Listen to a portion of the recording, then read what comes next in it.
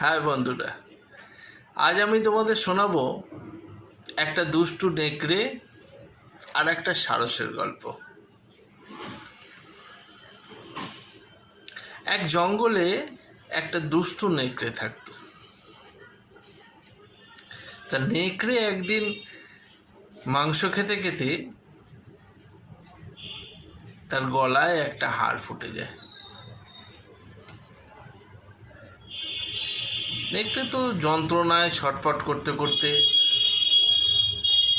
জঙ্গলের সব পশু পাখিদের কাছে দৌড়োয় যে তার গলা থেকে কেউ যেন সেই হাড়টা বার করে দেয়।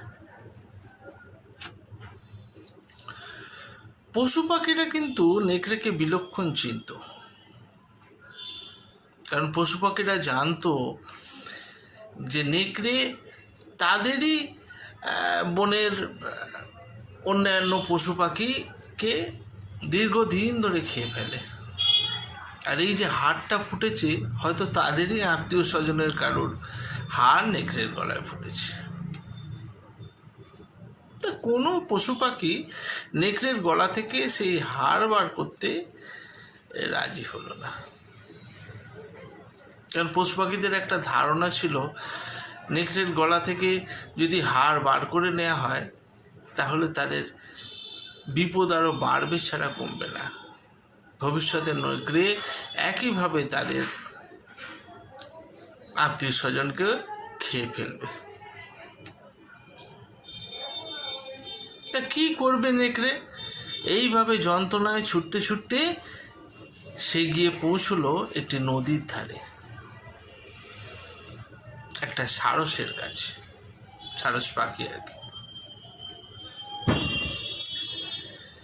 তা সারসকে কান্নাকাটি করে অনেক অনুরোধ করলো যে, ভাই, তুমি আমার গলা থেকে এই হাড়টা বার করে দাও, আমি তোমাকে পুরস্কার দেব, তুমি যা চাইবে আমি তাই দেব।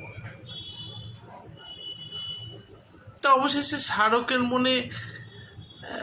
সারসের মনে একটু দয়া হলো এবং একটা পুরস্কারের লোভও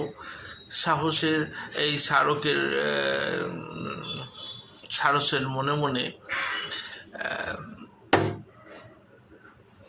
ইচ্ছে হলো যে যদি একটা পুরস্কার পাওয়া যায়। সারস তখন কী করলো, তার লম্বা ঠোঁটটা দিয়ে নেকড়ের গলা থেকে সেই হাড়টা তুলে বার করে দিল। দিয়ে এরপর সারস বলছে, কই দাও, তুমি আমার পুরস্কার দাও।